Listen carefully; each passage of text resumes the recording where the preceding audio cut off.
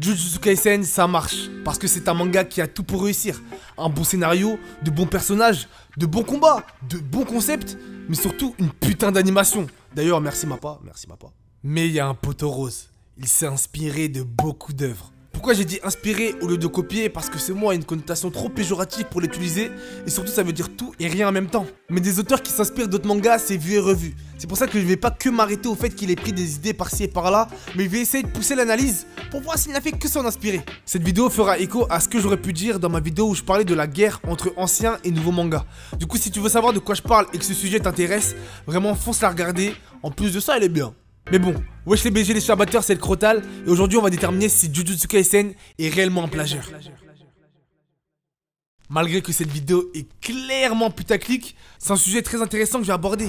Savoir quelles œuvres ou idées ont inspiré leur auteur, permettant d'avoir la même vision que le mangaka a eu lorsqu'il créait son récit.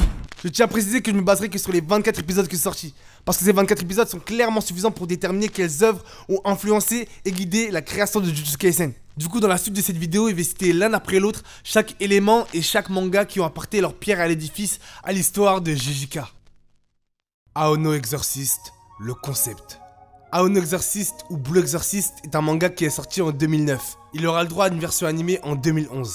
Après, ça raconte quoi? Rin a pour père nul d'autre que Satan. Désireux que son fils rejoigne son armée démoniaque, il tuera le seul homme qu'il aura jamais aimé, son père adoptif. Sauf que son père, derrière son métier de prêtre, était un exorciste. Il scellera les pouvoirs de Rin dans un fourreau qui, une fois dégainé, révélera ses réels pouvoirs. Il mettra cette force à contribution du bien en allant dans l'académie d'exorcisme de la Croix-Vraie, où là-bas, sera formé à devenir un grand chasseur de démons. Aono Exorcist a été un grand succès. Il a si bien sublimé le concept de l'exorcisme qu'à son époque, est devenu le référent dans cette base. D'ailleurs, ça continue toujours. Ça en pose jusqu'à avril 2022, mais ça continue. Et il cumule, dites-vous, 27 tomes. Une académie, des exorcistes, Satan qu'on peut mettre en corrélation avec Sukuna. On tient un truc. Après, je pourrais pas aller jusqu'au fait de dire que JJK c'est Aono Exorcist, mais on ressent quand même des similarités, notamment dans les idées de base qu'apportent les deux mangas. Après, là où on peut voir des divergences, c'est dans le métier d'exorciste en lui-même. Ou dans Blue Exorcist, on s'occupera d'exorciser des démons parvenant à venir sur Terre à coups d'eau bénite, rituels, prières ou sorts, ou l'âme démoniaque ensorcelée, à choisir. Dans Jujutsu Kaisen, c'est notre histoire. Ils utiliseront de l'énergie occulte. On en reparlera après. Énergie qui est nécessaire pour pouvoir exorciser des fléaux, des sortes de yokai, apparaissant de par les mauvais sentiments de l'homme. Et pour les exorciser, ils ont mis cette énergie occulte partout. Dans des armes contendantes, tranchantes, perçantes. Eh frérot, ils voulaient juste les tuer. Y a pas d'exorcisme dans tout ça. Mais ils utilisent aussi des sorts et des attaques mythiques, nous permettant des putains de combats. Malgré cette énorme différence sur la pratique de l'exorcisation, Blue Exorcist aura quand même donné certaines idées et un bon gros concept à JJK. Chose qu'on ne peut pas omettre. Naruto, l'hôte et le démon. Qui aujourd'hui ne connaît pas la franchise Naruto? Le plus méprisé des ninjas qui deviendra le plus admiré. Et comment dire que cette sauce a été fortement recyclée? Mais pour le coup, JJK n'a pas voulu utiliser cette idée. Il reste malgré tout une inspiration avec le fait qu'au début, les doyens voulaient tuer Yuji, mais chose qui a rapidement changé. Moi, je vais mettre le doigt sur quelque chose qui, on dirait, est devenu littéralement à la mode, et c'est le concept de l'hôte et le démon, ou le moitié humain, moitié ça, que Jujutsu Kaisen n'est pas le seul à avoir repris. J'ai pris Naruto comme grand exemple, puisque c'est dit dès le début que Kyuubi est dans le vote de Naruto, mais j'aurais très bien pu citer Bleach avec Ichigo et sa part de Holo, ou même Devilman, mais je pense que si je parle de Naruto, le message va mieux passer. Du coup, qu'est-ce qui peut être dit d'autre à part que Sukuna, c'est Kyuubi? Et attends, c'est l'équipe 7 ça? Ben en réalité, à part un concept similaire, pas grand chose. Et cela s'explique parce que Kyuubi et Sukuna sont différents. Kyuubi n'apportait pas de réelles intrigues de par sa propre volonté. Excusez-moi, mais l'Akatsuki, c'est pas lui qui les a appelés. Mais ça s'explique aussi parce que Kurama est moins réfléchi que Sukuna. Là où ce dernier mettra des plans en œuvre, s'intéressera à certaines personnes, apportant du mystère à chacune de ses apparitions, ben Kyuubi il est là, il veut juste sortir et il deviendra pote avec Naruto, dis-toi. Malgré qu'on n'oublie pas que le modèle d'hôte et de démon apportant une facilité scénaristique en termes de puissance chez le héros vient de Naruto, on est d'accord sur ce point que JJK a bien sûr renouvelé cette idée et du coup a réussi à se l'approprier. Mais ce truc là, ça me fait soulever un point. La plupart des mangas actuels prennent comme modèle Naruto comme base. C'est un fait, que ce soit suivre son indo, avoir aucune particularité physique ou même le concept d'hôte et de démon font maintenant partie intégrante de ce dernier. Et vu que la plupart des mangas actuels suivent ce schéma, on dirait qu'ils ressemblent tous à Naruto. Mais je pourrais aussi dire SNK avec le concept de devenir ce que l'on combat. Oui, Naruto est devenu limite un concept de Neketsu à lui-même. Et les meilleurs mangas actuellement sont ceux qui arriveront à se détacher de son ombre.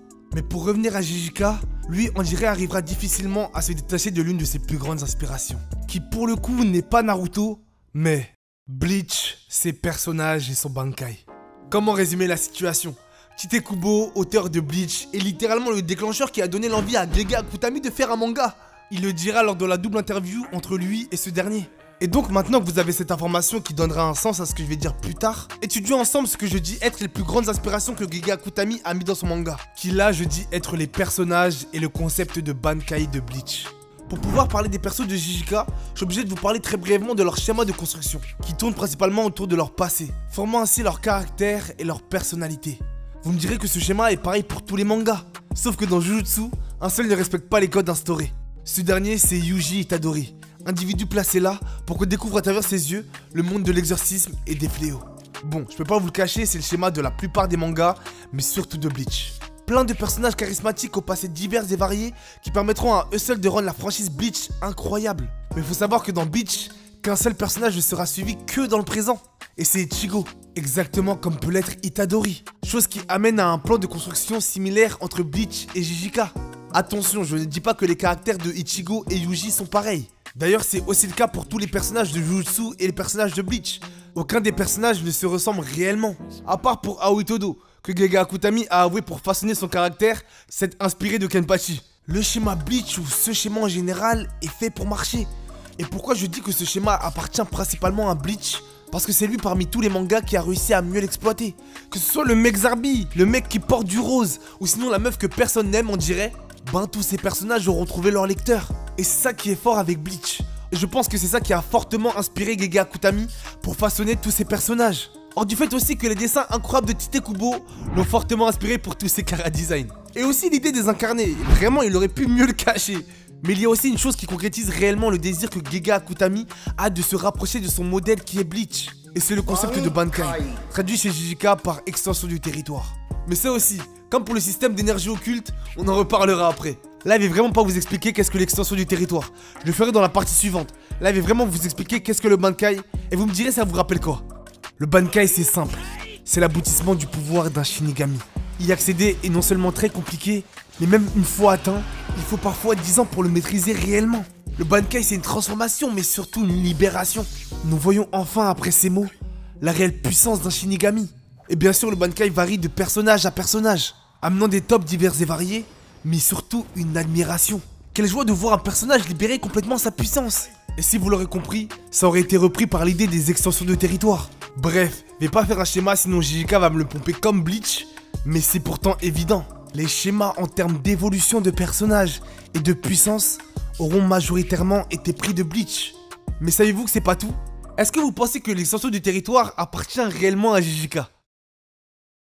Yu Yu Hakusho, son univers et l'extension du territoire. Pour vous prouver en quoi Yu Yu Hakusho est le créateur de cette technique, je vais vous passer des extraits et vous allez les juger par vous-même. On mettra par la suite en corrélation l'univers de Yu Yu Hakusho et celui de Jijika.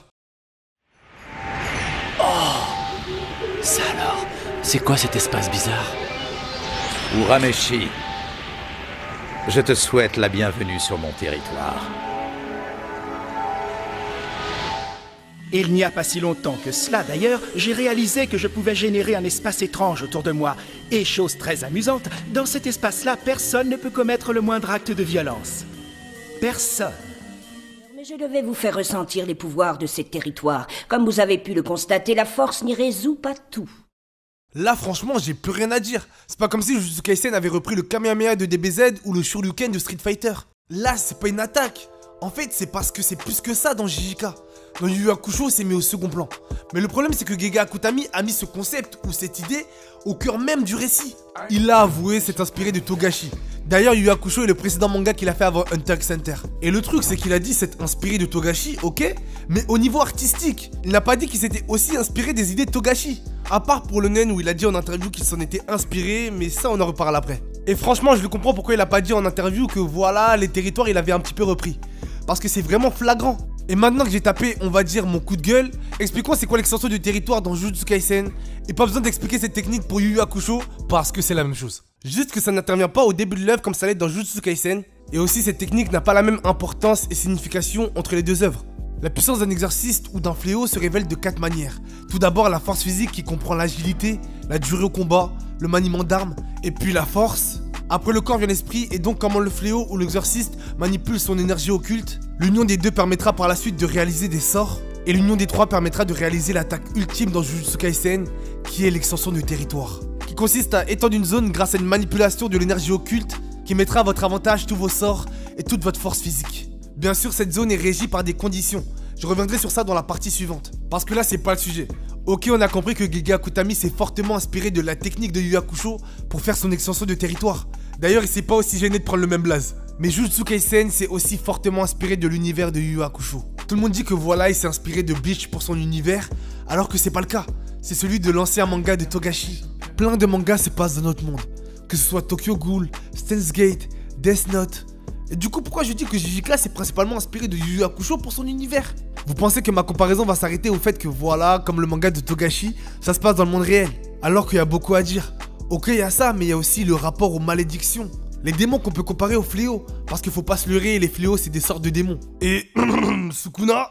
Mais surtout le rapport démon-humain, que j'aimerais traiter plus en détail par la suite, dont Jujutsu Kaisen s'est fortement inspiré de Yu Yu Hakusho, et surtout de son personnage et son arc Sensui. Sur le plan de l'univers, je peux pas affirmer ça à 100%. Je peux même aussi dire que c'est pas le cas. Parce que Jujutsu a trouvé son identité, et c'est ça qui caractérise réellement un univers. Savoir que quand on lit un manga, on lit ce manga. Et je pense très sincèrement que Jujutsu Kaisen a réussi, avec ses ambiances lugubres qui instaurent un sentiment de malaise. Par contre, il y a un truc qu'il a vraiment repris à Yu Yu Hakusho, et c'est le système de rang et de classement. C'est un tout petit truc et en vrai de vrai, personne n'est sûr, mais je dois le notifier, et je dois l'expliquer surtout. Dans Yu Yu Hakusho, les démons et les détectives spirituels, des sortes de chasseurs de bêtes ténébreuses, sont classifiés par une classe allant de E à S. Plus ils se rapprochent de S et ils seront forts, et vice versa, plus ils se rapprochent de E et ils seront faibles. Mais Dieu merci, cette fois-ci Jujutsu utilise une autre dénomination. Système de classement dans Jujutsu allant de la classe 4 à la classe S, pour les fléaux et pour les exorcistes. Malgré que ce système de classement existe depuis la nuit des temps dans les jeux vidéo, le problème c'est que comme par hasard, l'un des mangas dont je dis que JJK a fortement repris des trucs a le même système.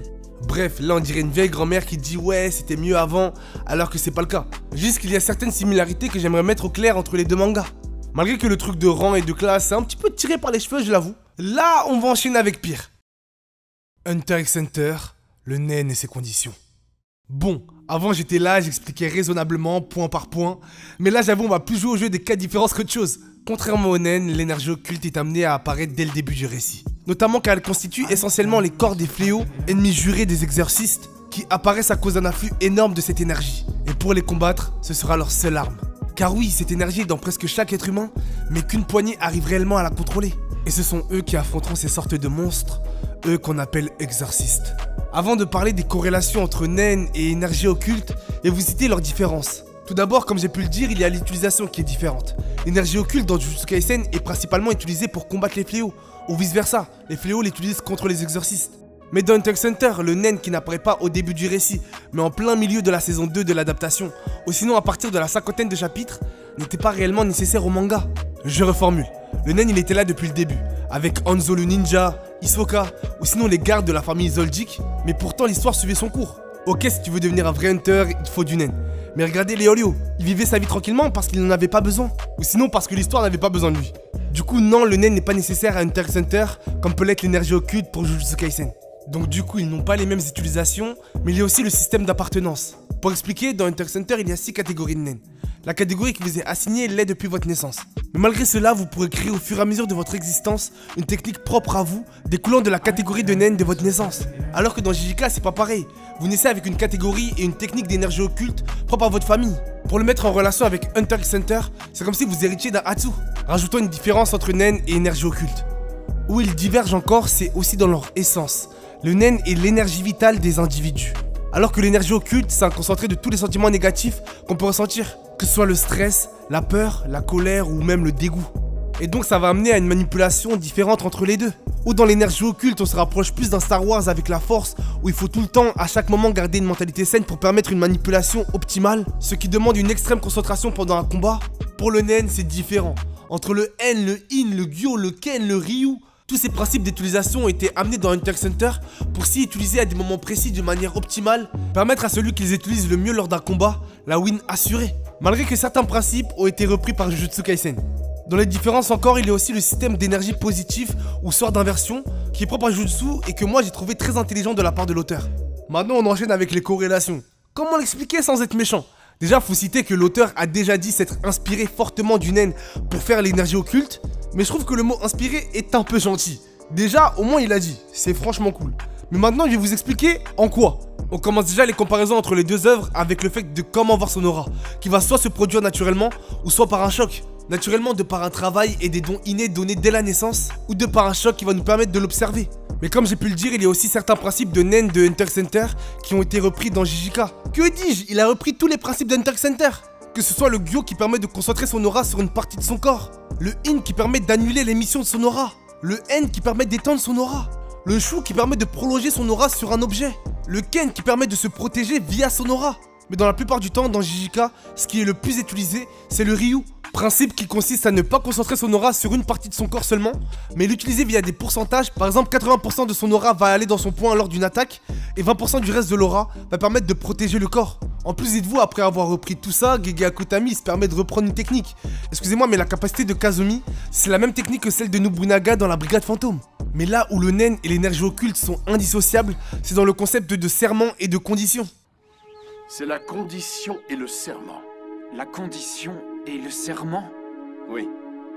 La condition, cela revient à se fixer une règle et à promettre de s'y tenir, quoi qu'il arrive. Plus tu choisis une condition stricte, et plus la puissance de ta technique s'en verra décuplée. En temps normal, la puissance est la somme de la force de ton nen et de ton attaque. Mais avec la condition, le résultat est multiplié. Ta puissance augmente ainsi considérablement. Bon, pour pas dire des débilités et apporter un point de vue externe, je suis parti sur les deux wikis. Celui de Jujutsu par rapport à l'énergie occulte et celui d'Hunter x Hunter par rapport au nen. Et du coup, comment vous le dire ça? Je suis parti voir et c'est clairement la même chose. L'utilisation de serments liés au nen dans Hunter x Hunter et l'utilisation de serments liés à l'énergie occulte servent des fins similaires. Imposer une condition entre soi-même ou quelqu'un d'autre pour permettre à ses capacités d'augmenter réellement. Bon, c'est les mêmes mots qui sont utilisés pour la même chose dans les deux wikis. Mais une chose diffère entre Jujutsu et Hunter x Hunter par rapport au serment. Et c'est l'ajout du serment inné qu'a fait JJK. Un serment placé sur une personne avant sa naissance, qui permet en échange d'un de ses sens, d'un de ses membres ou quelque chose comme ça, de lui procurer une énorme quantité d'énergie occulte. Mais parfois, en échange, ce n'est pas un membre, un sens ou un organe qui est pris, mais littéralement l'énergie occulte d'une autre personne, la privant d'un bienfait universel. Et du coup, comment dire? JJK a abusé sur le terme inspiré ou inspiration par rapport à Hunter x Hunter. Simple. Yoshihiro Togashi, l'arc Black Saga de Yu Yu Hakusho et l'arc des fourmis chimères de Hunter x Hunter. Les deux arcs que j'ai précédemment cités représentent selon moi l'essence même et l'âme de l'écriture de Yoshihiro Togashi, auteur qui aime particulièrement remettre en doute notre humanité. Et pour le comprendre, je vais vous expliquer l'arc Black Saga, qui vous allez voir est beaucoup lié à l'arc des fourmis chimères. Attention, ce que je vais dire contient un peu de spoil, du coup si vous voulez éviter ça, allez à ce timecode. L'arc Black Saga commence avec l'ajout des territoires à l'univers de Yu Yu Hakusho. Cette technique est donnée à des humains lambda n'ayant jamais côtoyé le spirituel. Et la cause de cela, c'est Sensui, grand antagoniste de cet arc qui a pour objectif d'ouvrir un grand passage des enfers vers le monde des humains. Mais au cours de cet arc, le passé de Sensui nous aura été expliqué. Avant que la folie ne s'empare de lui, Shinobu Sensui était un détective spirituel, tout comme le personnage principal. Il avait des idées très extrêmes par rapport au mal et au bien. Pour lui, le monde était fait de noir et de blanc. Il n'y avait pas de gris. Et ça lui aurait été très utile pour tuer chacun des démons qu'il rencontrait. Ou même était impitoyable avec tous ceux qu'il croyait être mauvais. Mais jusqu'à qu'il rencontre Itsuki, un démon de classe S, ni mauvais, ni bon, mais qui lui permettra de comprendre que le monde n'est pas fait que de noir et de blanc. Mais là où ses idées sur la nature des humains et des démons auront été désastrement bouleversées, c'est lorsqu'il aura assisté à une horrible célébration, nommée la fête des vices humains, rituel au cours duquel des humains torturaient sadiquement des démons à mort pour leur propre plaisir. Voyant que les humains étaient capables de maux aussi grands que les démons, il ne savait plus de quel côté se ranger. Devait-il tuer des humains? Devait-il tuer des démons? A-t-il réellement tué des démons qui le méritaient vraiment? Parce que Itsuki montre qu'il existe des démons bons. Il fut tourmenté, mais ça n'empêchera pas de tuer tous ceux présents à ce rituel. Étant au début quelqu'un de très pur et ayant juste un point de vue binaire sur le monde, c'en fut trop pour lui et craqua émotionnellement. Il sera par la suite atteint d'un trouble dissociatif de la personnalité, créant divers personnages pour lui permettre de fuir la réalité. Et par la suite décidera de devenir le méchant. Fin du spoil, fin du spoil. Sensui fait partie des meilleurs méchants jamais créés. Et je pense très sincèrement qu'on peut retrouver des inspirations de Sensui dans Suguru Geto, ancien exorciste qui est par la suite devenu un antagoniste. Mais qu'est-ce qu'il y a de similaire avec le rapport de l'humanité dans l'arc Black Saga de Yu Yu Hakusho et Jujutsu Kaisen? Tout simplement le rapport entre humains et fléaux ou démons. Les fléaux dans Jujutsu Kaisen, c'est dit dès le début que ça peut pas être gentil. Mais prenons Panda. Panda est un incarné, oui, mais son essence même, son âme, est faite à base d'énergie occulte. Donc a la même essence qu'un fléau. Et nous avons très bien pu voir des fléaux devenir des incarnés. Des fléaux prenant possession d'objets quelconques. Ce que je veux dire, c'est que malgré tout ça, il y a des fléaux gentils, apportant le même point de vue que les fléaux dans Jujutsu, que les démons dans Yu Yu Hakusho. Mais là où le manga de Gege Akutami rejoint l'ancien manga de Togashi, c'est dans le rapport à l'humain. Devons-nous tuer un homme parce qu'il est mauvais? Bon, Gojo lui n'hésite pas, lui il tue, mais question qui est extrêmement bien exploitée lorsqu'elle est posée à l'antagoniste, qui dans Yu Yu Hakusho est Yusuke qui devra tuer Sensui, et dans Jujutsu, Itadori qui devra tuer des maîtres de fléaux. Depuis tout à l'heure je parle de Yu Yu Hakusho, maintenant parlons de l'arc des Chimera Ant dans Hunter x Hunter. Bon, il ne va pas vous faire un dessin de combien de fois j'ai expliqué cet arc. Du coup, il va me presser un peu. Les fourmis chimères sont des insectes qui bénéficient des propriétés physiques de ce que leur reine a mangé avant leur naissance. Et tu l'auras compris, ça partira en couille lorsque des humains participeront à l'équation. Des êtres mi-humains, mi-insectes qui peuvent causer la perte de l'humanité. Faut-il les considérer comme des humains ou comme des monstres? Et je mets ce truc en relation avec ce que Mahito dans Jujutsu Kaisen a fait, en transformant des simples humains en fléaux. Apportant pareil la même question que Hunter x Hunter. Et comme le pouvoir de Mahito progresse, sûr et certain que Itadori devra affronter, comme pour l'épisode 24, des êtres mi-humains, mi-fléaux. Et du coup sera amené à perdre, comme Gon, peu à peu son humanité. Parce que croyez pas que Gon avant ne savait pas que Pitou était humaine. Parce qu'il aura réussi à se faire des amis fourmis chimères, lui montrant qu'il leur reste une part d'humanité. Et cette part d'humanité il l'a vu à ce moment-là chez Neferopitou, quand elle lui a demandé de la laisser soigner Komugi. Comme lorsque Yuji a remarqué que le fléau qu'il affrontait parvenait à ressentir de la tristesse, ressentant un sentiment humain. Et donc tout comme Gon l'a perdu à se conformer dans le fait que Pitou reste un monstre malgré sa part d'humanité, Yuji le perdra aussi au fur et à mesure de l'œuvre. Perdra cette part de douceur, de bienveillance, de bonté et d'humanisme. Il pourrait devenir un Sensui, un Gon, un Geto. Il pourrait devenir méchant. Et si Itadori devient méchant à la fin de l'œuvre, ah là je retire tout ce que j'ai pu dire par rapport à JJK, hein. Là ce sera un manga plus qu'original. Si vous avez compris, Jujutsu Kaisen n'est pas un manga à 100% original. Gege Akutami a pêché dans plusieurs univers, dans plusieurs histoires, dans plusieurs concepts, dans plusieurs idées pour pouvoir créer son manga. J'ai sûrement mis un titre putaclic, et ce que j'ai mis dans le titre, vraiment c'est faux. L'auteur de Jujutsu n'est pas un plagieur, un copieur, un photocopieur, un imitateur, un fraudeur, ou je sais pas quoi. C'est juste un mec comme nous qui kiffe les mangas, qui avait du talent pour le dessin, et qui s'est dit qu'il allait en faire un. Et pour le faire, il s'est inspiré de tout ce qu'il a pu kiffer dans le monde du manga. Malgré que pour le nen et l'extension du territoire, il a abusé un peu. Mais mis à part tout ça, il a repris des bonnes idées. Que ce soit les personnages de Bleach et le concept de Bankai que tout le monde dit incroyable. Faire un truc autour de l'exorcisme au risque d'être dans l'ombre de Blue Exorcist, si jamais c'est mal fait. Reprendre le concept doté de démons et de bien le réarranger pour qu'il devienne son concept. Chose très risquée que Black Clover a essayé de faire, mais qui n'a pas réussi parce que je trouve que ça fait toujours un peu Naruto chez lui. Après, Gege Akutami dit qu'il s'est fortement inspiré de Bleach pour son univers. Sauf que c'est faux. Faut pas se leurrer, après tout ce que j'ai pu expliquer, on peut remarquer que les principales idées et concepts de Jutsu tournent généralement autour des œuvres de Yoshihiro Togashi. Et c'est pas un mal, c'est un bien, parce que c'est l'un des meilleurs auteurs de shonen. Mais bellec à toi Gege Akutami, dis-le plus aussi. Et je dis ça comme s'il veut faire un truc. Bref, plein d'idées, plein de mangas pour une seule œuvre. Et c'est ça la nouvelle génération de mangas, que ce soit My Hero Academia, Demon Slayer, Dr Stone, Chainsaw Man, Elusive Samurai, P6, Kaiju No. 8. Plein de mangas qui s'inspirent de leurs prédécesseurs. Et Jujutsu Kaisen en est l'exemple, parce que parfois il dépasse One Piece dans le Weekly Shonen Jump. Je dis pas que c'est mal, je dis pas que c'est bien. J'avoue que l'anime a beaucoup aidé, comme pour Kimetsu no Yaiba, mais ça montre qu'un manga qui s'est inspiré de beaucoup d'œuvres peut quand même être bien reçu. Mais surtout, faut se le dire, si Gege Akutami n'aurait fait que reprendre des idées, son manga n'aurait pas pris autant d'ampleur. Montrant qu'il a réussi à dompter toutes les idées que j'ai pu citer et faire de ses idées les siennes. Et du coup, aujourd'hui, pour avoir un bon manga, il ne faut pas ne pas s'inspirer ou s'inspirer, mais juste avoir un auteur qui sait où il va. Jujutsu Kaisen c'est bien et j'espère que ça va le rester. Mais du coup d'ici là, abonnez-vous, likez et lâchez un petit commentaire, ouais et tout, Crotal, t'as tort sur ce point là. Même si vu que je suis le Crotal, j'ai un petit peu tout le temps raison. Mais c'est pas le sujet. Je comptais vous remercier pour les 10 000 abonnés les gars. Vraiment vous avez assuré. Aujourd'hui je me rends pas compte de la chance que j'ai de vous avoir. Vraiment des commentaires en or à chaque fois que je vais sous mes vidéos. Là je vous souhaite que du love. Bref, je suis trop enjoué pour les scores de malade que vous m'avez permis d'avoir. Et j'espère qu'on s'attrapera pour une nouvelle vidéo. Du coup, salut les gars, c'était le Crotal.